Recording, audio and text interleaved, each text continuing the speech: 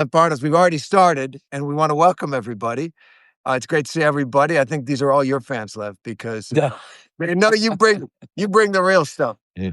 But it's great to have you. It's great, as I was just saying. I've been reading your Substack, following you, and I've always sensed that you're ahead of the curve on some stories. You're obviously well sourced. You're a man of the world. You understand it. And you understand power and how it works, especially the power of Donald Trump, given your own history there. So you're the guy to talk to right now, and I'm glad you're here.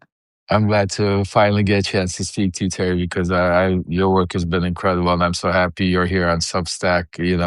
Where a real community where you could do your real journalism, not nowadays where you're stopped from here or there, where you're actually able to do the good work that you guys are doing. So happy to be here. I think you're exactly right. You put it exactly right. And one of my inspirations, of course, is your son, Aaron. Seriously, he's killing it. He's doing great. He's doing great. I love him. He's my everything. I mean, I was just telling you. I mean, his story. I mean, I can't even explain to you. One day, when people really understand, they will be even more amazed at how remarkable that he really is an example to a lot of people. But yeah, he is. He's killing it. And he's a target. That's one of the reasons why I do what I do. Also, because knowing that he is out there reporting, and hearing what people like him, like you, like others, are targets out there that are out there being able to bring the independent journalism out there. So yeah, great. Well, let's do some independent journalism, as you have. And start with Ukraine, where you were breaking some news. That is just fascinating. It's disheartening to me. I was in Ukraine, I think, for the first time in 2014. Crimea, I saw the little green men taking over down there. I was there for Maidan, and there awesome. also, yeah, and then was there at the beginning of the war and went back about several months later. So I know that country a little bit and have great affection for it, and could feel at that time the strength of the spirit of resistance that people have. They're war weary now, and it feels like this story that you broke, basically, that the 28-point plan that, as you point out, was originally a 30-point peace plan, is not a U.S., Ukraine, Russia negotiation. It came straight out of the Kremlin. Tell me what you think about it, where it came from, and where you think it's going.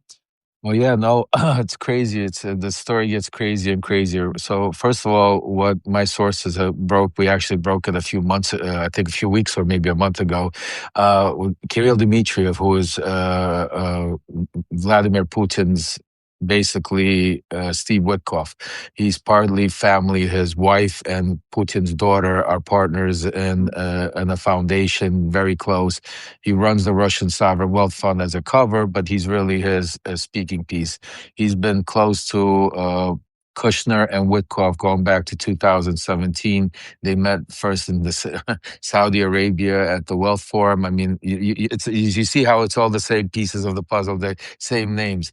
Witkoff stayed out of the first administration. He rode Kushner's coattails, and that's why I've been telling a lot of people that follow me for months. I've been saying, wait till you see Kushner's head pop out in the Russian and Ukrainian negotiation, and we seen that happen yesterday. I think finally they said that Kushner was in Geneva, or part of the negotiations that are happening right now in Geneva, that are supposedly, which are all theatrics, and which we'll get to. But what happened was the original plan was the Russian plan was a 30-point plan that they scrubbed a couple of points out of it because it was so pro-Russian that nobody would believe it. It was delivered in Miami to Steve Witkoff.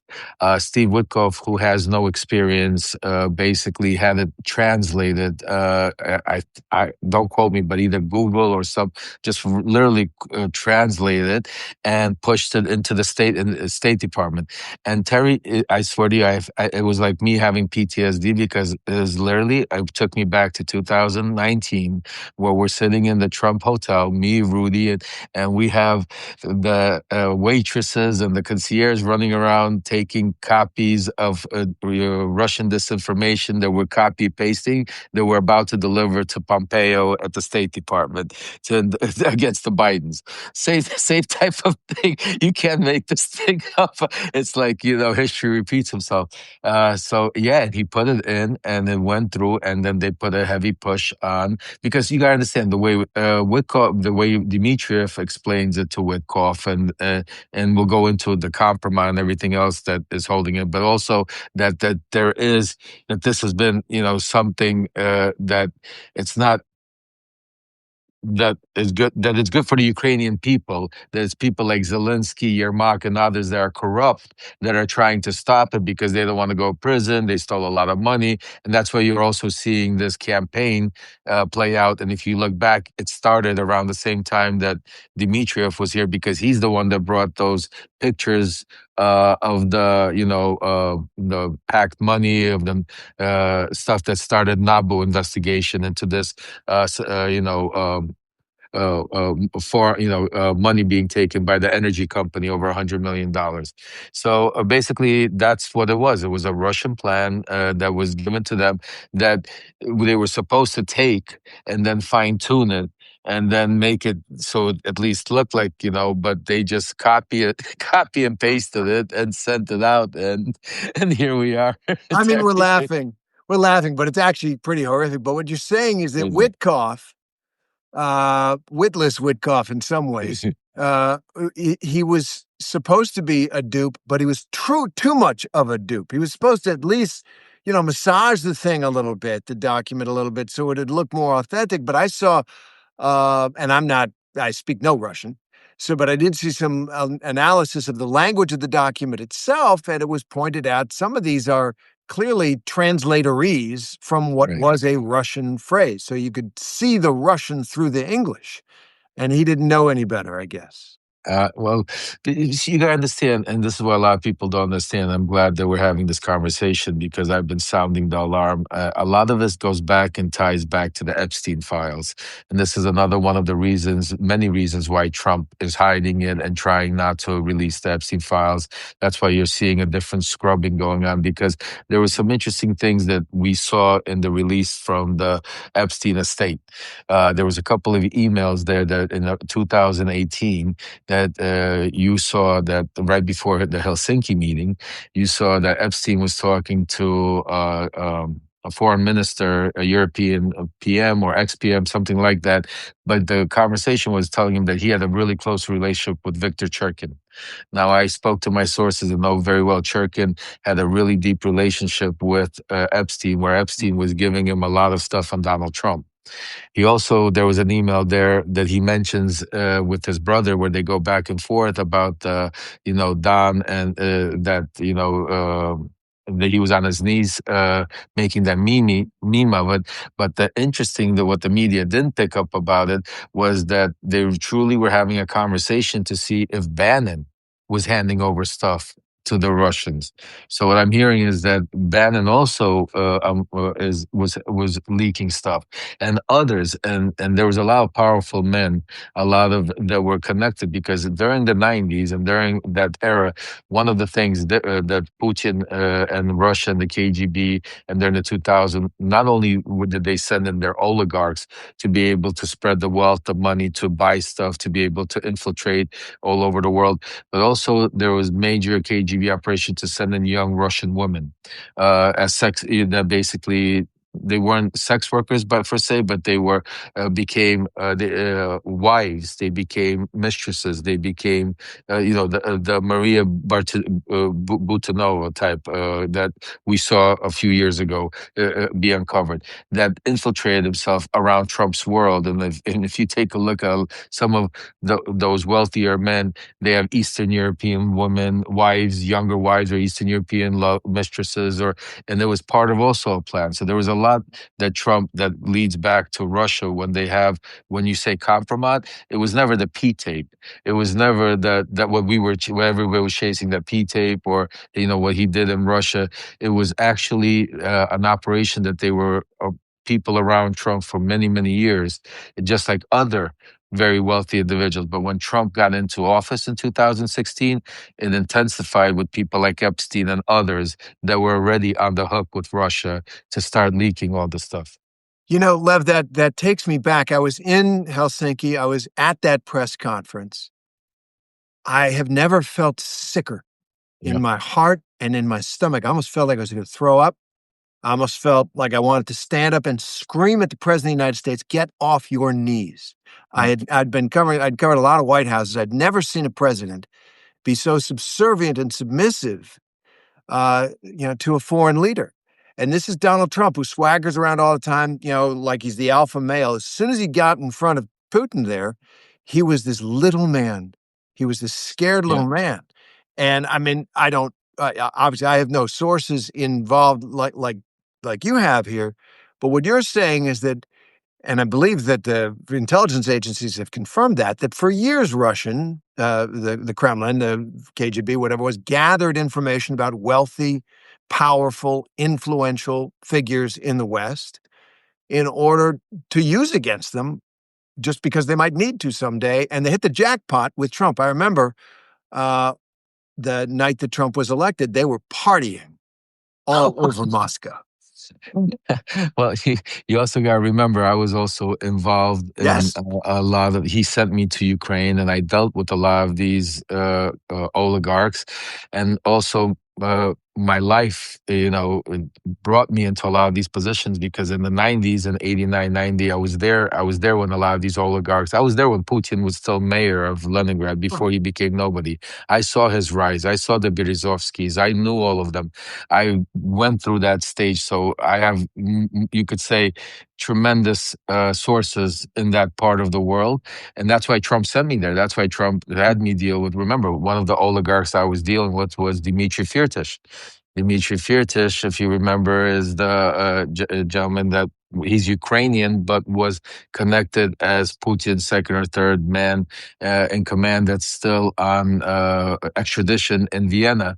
The United States still can't extradite him here, Right. and he hired us and Rudy Giuliani that time because of that whole Biden scandal. But to what I'm saying is there's the information that they have on him is a lot of it is financial. It's not just the sexual and the disgusting, but a lot of it because if you take a look at the history of Donald Trump, every time he got saved, it was usually came from Russian money or Eastern European money, or even through the banks that were connected to Russian oligarchs.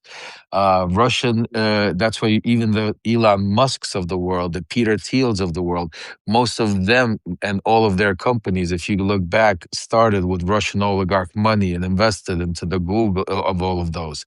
Huh. So yeah, even that's what I'm saying to you. And because it's not just what you see at oligarch, because they have a very complex strategic banking system where these oligarchs have accounts through corporations, through different countries, and where they're able to hide it. And that's one of the things that, like I was speaking to Congressman Rokana about, is that one of our biggest problems, and I know we're a little bit off track, is the infiltration that Russia and other countries and oligarchy have through our lobbyists and through our super PAC systems, the way they're able to influence the way, and we've seen that play out during the whole Biden thing, how we were able to get people like Marjorie Taylor Greene, Matt Gates, and others to go out there and promote Russian propaganda through that because of surveys. So I mean, a lot of that has to do with the way you see, because Trump, I know Donald Trump very well. Terry, you've covered him. He is frustrated with Putin. If he could, he would want to take his head off. The reason why he can't is because Putin has him by the cojones, because he has information, and not only on him, but Melania. I mean, the '90s was a different world. The early 2000s was a different world. You know that, Terry. I And do. these guys, and they're trying to, change history. And it's very important for him to be able to continue to the way do. But that's where Th- we're This at with. is this is why I actually love reading you and listening to you, because you offer a subtext, one that I have no factual understanding of or access to, but you offer a subtext to the great events that we watch, and you're saying, look, here's actually what's going on. Now, what I want to say is, really? I mean, Steve Bannon is feeding information to the Russians. Epstein was. I mean, clearly Epstein was some kind of player, right, in the internet, not just in the party sphere, but in the I don't want to say espionage, but certainly in the gathering of information, the spreading of information, sharing of information around the world.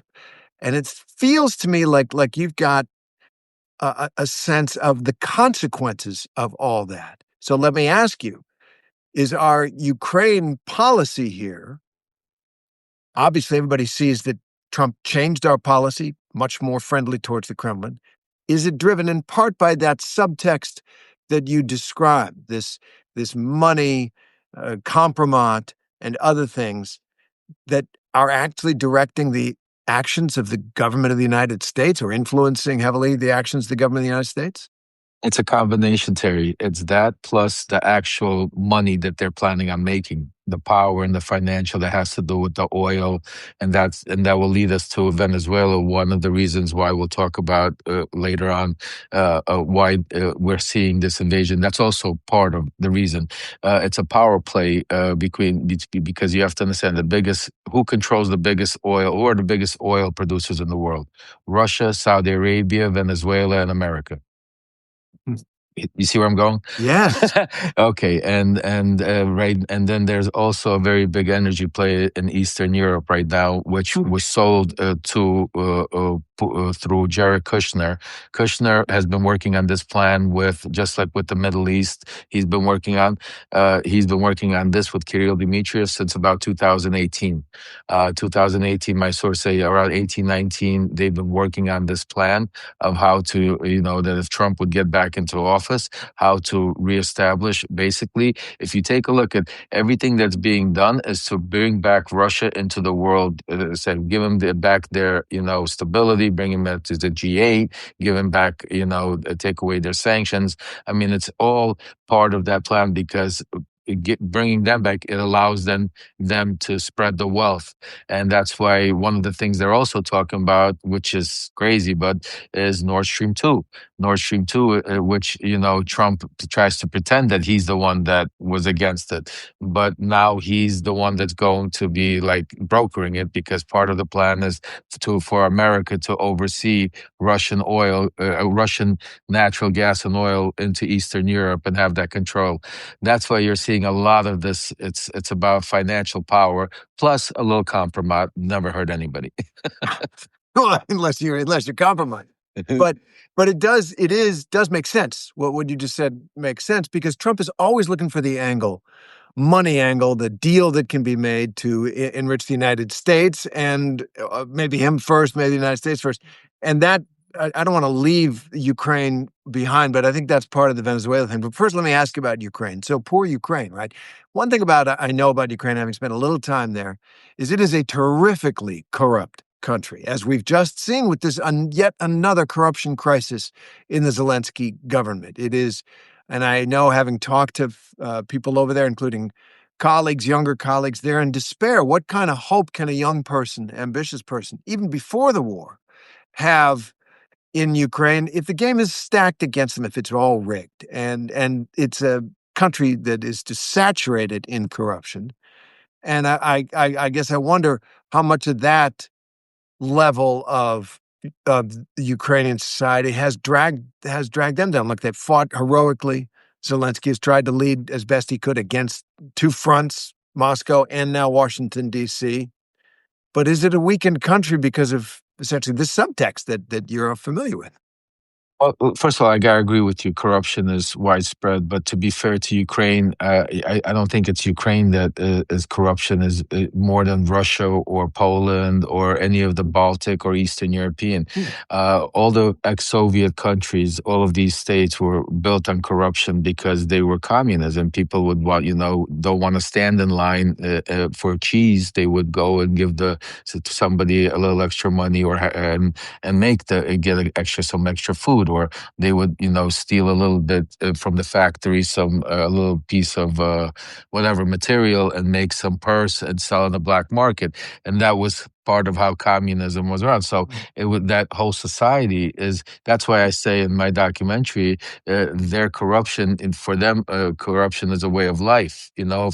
For America, we realize it's different. Like, in America, you don't bribe the police officer if you get pulled over. You go to prison, and any of those former Soviet country, it's okay.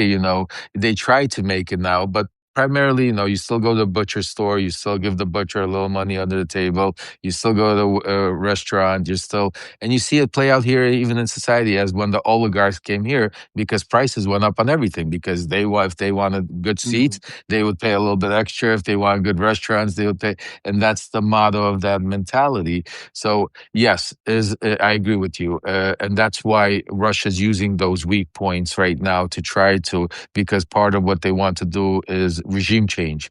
They've tried to push the elections. Remember when Trump came into office, because they know once they do regime change, with the way the atmosphere is right now, and with Trump in power, they would probably get 99.9% a pro-Trump, pro-Russian government that would stop the war, give Trump the win supposedly they have, and give Russia the win by taking over Ukraine, not fully officially, but more or less. It would just be a matter of time to take over the rest.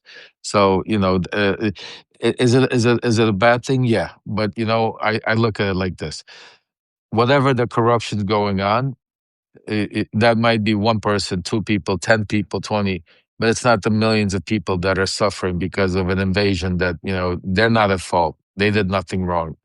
Tens of millions of people, the kids that are dying every day, the grandma, the elderly that are suffering, the regular people that lost businesses, lost their everything, limbs and families, generations have been destroyed. So, you know, I say like this. I say, let's win the war, and then let's go after the corruption. Absolutely. I don't think, anybody should get away with it, but the fact that to allow because of somebody's corruption, because somebody decided to, and be honest with you, Terry, they're so intertwined. We don't know if this could be said because Russians, Ukrainians, it's such a thin line. We live so close together. At certain points, you couldn't even. I mean, you can't tell the difference really. The language the same at certain point that until obviously Ukraine separated, that you could have operations. Some of these people, and also you're talking about a lot of money. You're talking about hundreds of millions of dollars, tens of millions of dollars. These are people taking, it's not somebody that stole $1,000. So yes, so are there instances like that? And isn't that, and should these people be go? Yeah, but that happens everywhere. Just think about here in the United States. Every day we hear somebody steals 100 million, 10 million. People are stealing money every day in every country. We have corruption. It's just under a different level. So I don't think we should punish the Ukrainian people because of a few that are corrupt. I think we should go after them. I think I think we need to keep our focus because that's what Russia wants to do. They want to take, put us all over the place. The fact is, Russia invaded a sovereign country. They have no right to do that. We need to stop the war. We need to stop the killing. We need to get them out of the country. And then I agree with you. Let's go. We should have our FBI investigators go in there, investigate all the money we gave them. And if Zelensky took any money, if anybody took any money, I'll be the first one. Just like I said with the Epstein files, if there's a Democrat, Republican, Independent, I don't care if it's somebody that I know for 20 years. If their name or if they were involved or they could, let them hang, let them go to prison. Same thing here with Ukraine. But right now, we need to first, save a democracy, save millions of people, and then go after the corruption. That's my opinion. Let me ask one more question on that. I will say that getting corruption out once it's in a society is Difficult. very, very difficult. Very difficult. Saakashvili did it for a little while in Georgia, and then they kind of got rid of him. Yeah, very. Not so much. No, no. It's That most that of was the the. storyline that he Yeah, that. that was the story. See, that's what you'll never. It's almost impossible to root out of there because it's not just like one part, one country. You got most of Eastern Europe. You shifted. Yes, like you have countries like Germany, France, and the UK, Italy that have got more westernized, farther away. But going more Eastern European, majority of those countries, Romania, Bulgaria. I mean, you keep going, Lithuania, and they still have that Russia, ex-Soviet Union kind of in it, what I'm saying? Still not Sure. enough time have passed. I mean, just think Yeah. about it. Ukraine. It's only been 25 years or something like that since Ukraine has become for freedom. So you need several generations to formulate to be able to start actually feeling a change, because you still have a lot of the old mentality that are still intertwined and rooted into the leaderships of a lot of these countries. And as you say, the habits of society, the habits of mind that people have, that the only way to get something you need is you're gonna have to play an angle. And if you don't, somebody else will play the angle. And That's and right. once that seeps into the society as a whole, that's tough. But let me ask you one bottom line question before we leave this topic. And as I say, Ukraine's a place that is close to my heart. I loved my time there, the 4 or 5 trips that I made. Uh, how do they win? Can they win? The United States is bailing out. Europe really isn't ready to step in. I do get the feeling like they recognize that the transatlantic alliance is done with in some ways. But how do they go forward and get something that preserves that fragile democracy, that young democracy, or are they doomed to fall under the shadow of the Kremlin again? It's a really tough situation. I'll tell you, really tough situation. We're at a very critical point. As a patriot and somebody that believes, I want to say yes, Ukraine is going to go in there and take them out. But as a realistic person, we do have to understand that it's going to be very difficult.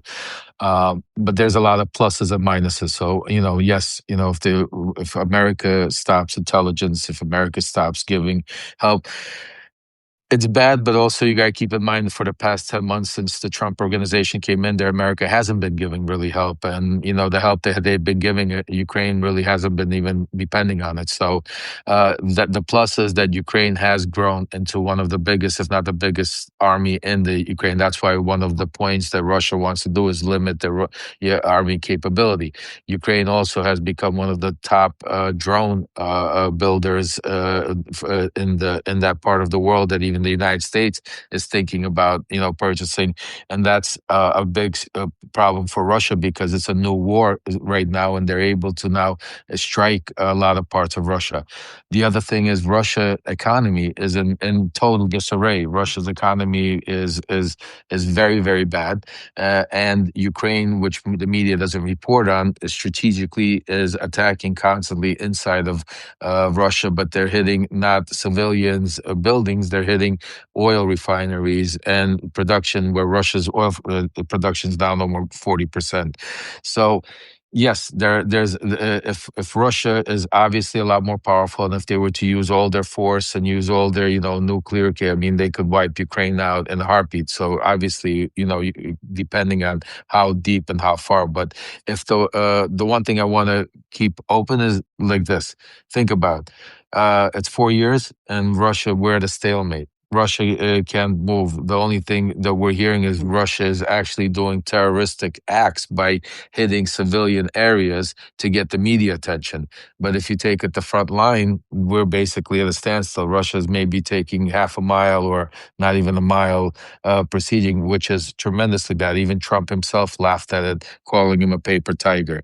So Russia's army is not that same powerful. So there's a lot of pros and cons. I truly believe that because this is not the same Ukraine that it was 4 years ago. 4 years ago, yes, if the Biden administration didn't step in when it didn't, if America didn't rally the NATO coalition as quickly as it did, yes, Ukraine would have had no chance. I think, and that's what screwed it all up. I mean, saved Ukraine at that time.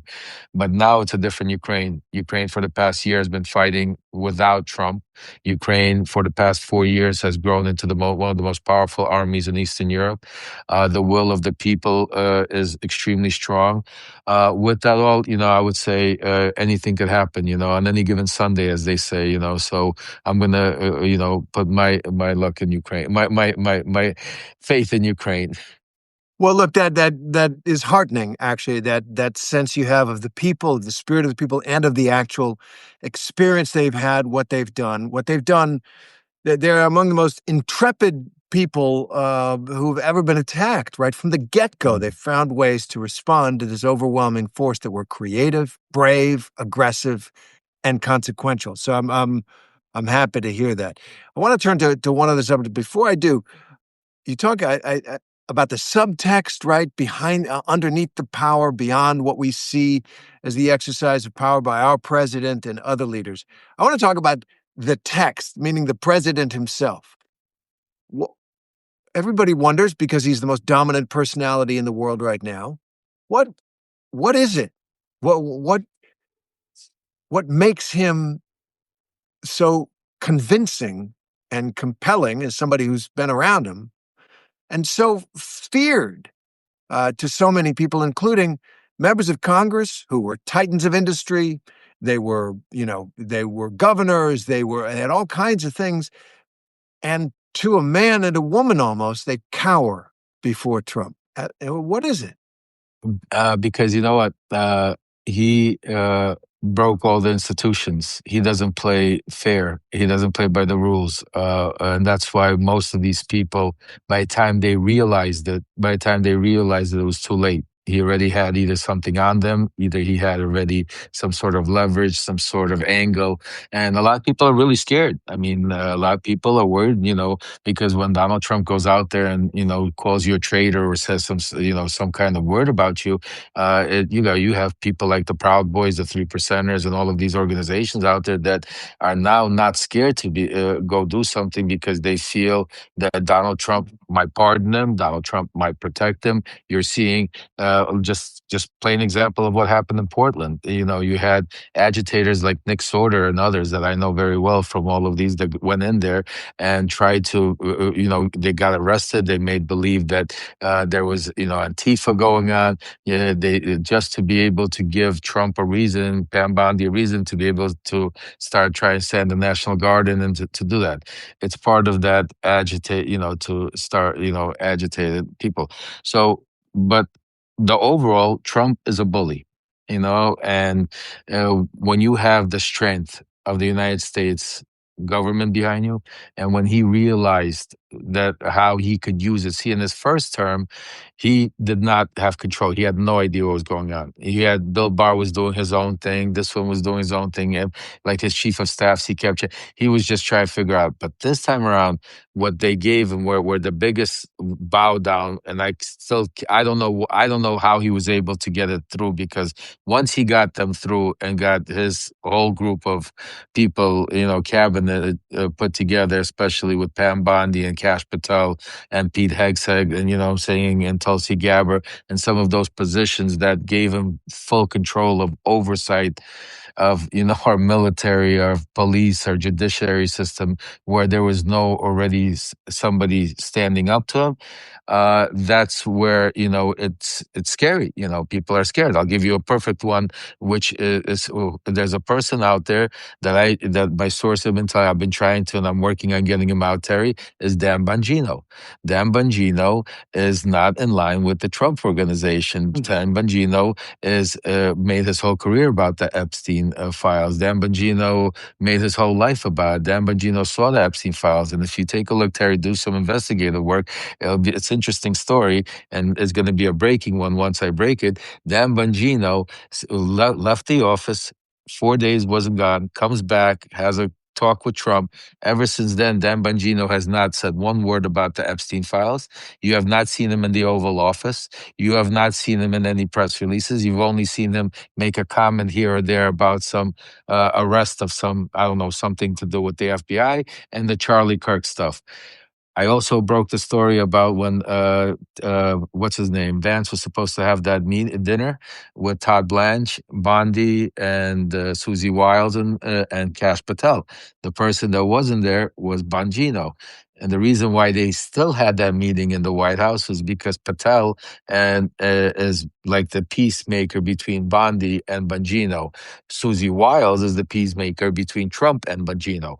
Bongino is not on their side. But Bongino is scared because Bongino understands that, so he's trying to play what's it called? But a name that definitely you keep your eye on. As Rachel Maddow says, watch that space. Watch that space. Yeah. That's fascinating. And as soon as you mentioned the name, I thought, I haven't heard a peep from him in a Yeah, long time. Like not a word. another word, That another is word. that is very interesting. And Yeah. about Trump, yeah, he's a bully. But I had the one experience sitting across from him in an interview for 40 minutes or whatever, and he's mean. There's no question he was willing to tear into me. But I didn't think he was tough. And I was, I was in public. I wasn't afraid of his rages or anything like that. But I felt like if you pushed, he sat back. Yes. Like if you stood up and pushed again, he would sit back. It's not like he was mean, but not super tough, it seemed to me.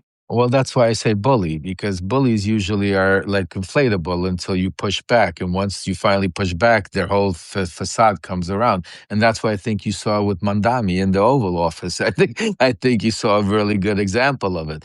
But the reason what it makes Trump, and that's why I think we saw it in the Oval with Mandami, because he didn't have all his enablers around him. What gives Trump also his enablers, it's like having a gang. It's like when you walk in there and you have the DOJ, a Pam Bondi, you have this one, you have that one behind them, and he sits there, Stephen Miller especially, because he also very important that we're talking about this, is Trump is also right now a figurehead. He's really not leading the show. The real people leading the show are Russell Vought, Stephen Miller, and Susie Wiles. Those are the people that are trying to get the policies. Trump is on his mission of a bucket list right now of stuff that he wants to get accomplished, like golf courses and building the White House differently, gold all over. That's where his head is at right now. He's not on the real people leading the charge of policy, and like what you're seeing with ICE, what you're seeing going on, what you're seeing with these lawsuits and all of these is Russell Vought, Stephen Miller, and Susie Weil, and that's an interesting group of people Wow. that are. But I gotta say, so if Trump's polls go down, though, as they have, they've created on tariffs and on immigration, even he's gone down. That's his strongest issue, and certainly on prices and the economy. I mean, at some point, he's got to care about policy, right? He cares about himself, and so if these policies are going to impact him negatively, he's going to step in, isn't he? Well, that's why they're pushing. That's why you're seeing such a push right now towards getting rid of the filibuster. That's why they're trying to push everything in. They're trying to get it because they're understanding that they're going to get crucified. One of the stories I wrote today, actually, that I think also broke in the punch bowl is about, I don't know if you saw earlier today, is about that there's other Congress people that are thinking about retiring, and that the way the numbers are playing out, the gavel might switch over before even the 2026 elections. So people like Vought and Miller and Wow, they understand what's involved, and that's why you're seeing major pushes of different certain messages. And one of the biggest one is the filibuster right now.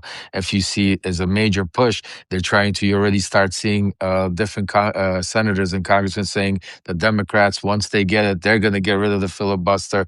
You're already seeing the major push because they understand that they have very limited time to be able to get all of this into law, because they understand everything he wrote with the pen is going to get erased on day one. They understand, and that's why this is happening. Such behind the scenes, a major, major chaotic push.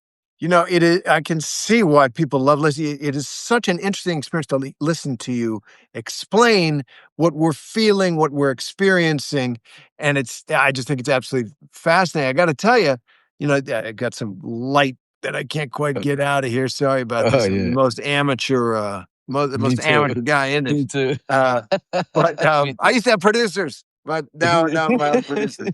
So. A few weeks, it must have been a couple months back, I was reading your stuff, and that night I got invited on the Abby Phillips show on CNN. And it was when there was this weird week where there was a big announcement from the White House that Vladimir Putin had bought into President Trump's peace plan. And Putin was going to make peace on the basis of Trump's plan. And I think I saw you report that actually the problem was that Witkoff had used like Putin's translator or something like that. And he had no idea what he was bringing home. He got befuddled and bamboozled. And and I thought, well, that's interesting. Now, I did check it. I think I searched. I found some mention of it in European press as well, maybe Danish press or something like that. Anyway, and then it was like another week before I saw it in the New York Times or whatever. So you're definitely on it. So let me ask you this. This is my Yeah, current freak yeah, out. Okay, Venezuela. yeah. I mean, is the United States going to war? Is it going to try and not war, maybe war, but use military force to topple the government of Venezuela? Is that what's coming? What I'm hearing is literally I lost you. so let me take you just quickly. Oh, there. I was having a phone call coming in. I'm Got sorry. it. Got You it. got, No problem. yeah. So basically, you got to take it back to the first administration. In the first administration, there was a group of very wealthy Republican donors that were very close to Maduro in Venezuela that formulated a group with me, Rudy Giuliani, and Pete Sessions. And well, I actually was on the phone with Maduro leading, a soft landing that Trump was supposed to give him. And at that point, we were supposed to get 2 billion barrels from PDVSA of oil that time at $72 a barrel that was trading. So you can understand the group. It was a very important deal. When Bolton found out and Pompeo found out Bolton, that's when they basically pushed the Guaido invasion, and Trump was all confused at that moment, didn't understand if he was coming or going, and basically allowed it to happen. So this group of people are still involved, and they're very close with Rick Grinnell right now. They were involved with, I don't want to mention some names now. We will meet when the time is right. But they were part of getting those five prisoners out in the beginning in Venezuela, and when Trump just came into office, when Trump released a little bit of the pressure off on Venezuela in those conversations in the very beginning.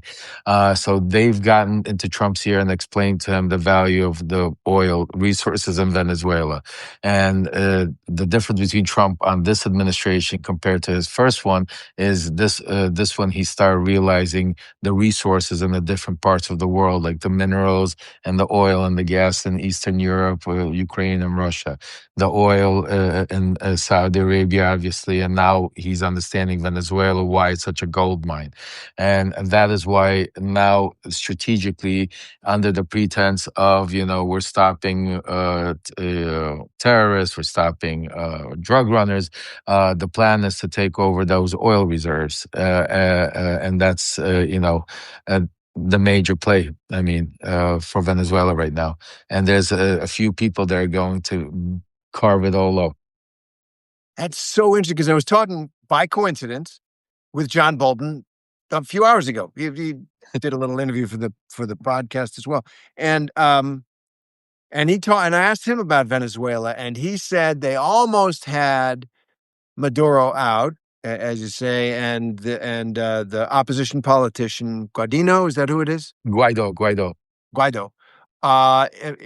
In my own feeling, and John Bolton, do we really need another regime change? I kind of asked him that point blank. Do we never learn a lesson from this? Because it seems to me, if we were to go in there, unless we're really in cahoots with the opposition, and claim a portion of the oil resources of Venezuela, every patriotic Venezuelan would take up arms somehow, some way. Oh No? yeah, and not only the Venezuelans, but right now Maduro is getting a lot of support from the Colombians, which he didn't have before. The Cubans, obviously, a lot of people in that region because of the way Trump, rhetoric and a lot. So yeah, but again, I Trump's dangerous in a way where he doesn't play by the rules. The force that the message he could use, the force that look at the way he talks about what he did with Iran. I'm saying to you, the force, he understands the force of the United States. So, he doesn't, he just think about it, Terry, we're killing people in the middle of the ocean that we have, I mean, just no due process, no, even if they are drug runners, I mean, we're just knocking them out and he's making jokes about it, how there's no fishermen in the sea. So what I'm saying to you, knowing Trump the way I know knowing and seeing to what degree, and he has enablers, and with Pete Hegseth at the helm, I wouldn't be surprised if he does something. He hits him so hard, that there's you'll have civilian casualty, and it'll be just another thing. As with the American forces that we have, the Venezuelan people can't stand up to our military or our, yes, if we go in there, urban fighting and all of that, but I don't see Trump. If they go in there, I think. Plus, they have good intelligence because of some of the things that are going around with Maduro. I was going back, even when in his first administration, knowing certain things that I know, that the CIA was already embedded there. There was people on the ground even going back there. So you know, I definitely think we're going to see an invasion. I think they're stalling because they want to be strategic. They want to try to carve it out. They don't want to do it, but I think that if it gets too close to the elections, and it might be another way of using that as also to do insurrection, or the law, not to be able to stop the election. So there's different reasoning and different timing that's happening there now. Got it. You'd think, as I say, that we would learn the lesson after so many regime change has gone wrong. But let me close on a couple of questions about your journey. Which has been an amazing journey. I can't imagine. It's probably been stressful at times, very, very stressful, and probably cost you. But so let me ask you first now, today, what inspires you? What what drives you in your work today? I wake up every morning and trying to basically do right my wrong. I feel very responsible still to this day of, and being one of Trump's enablers and allowing us to get to this point.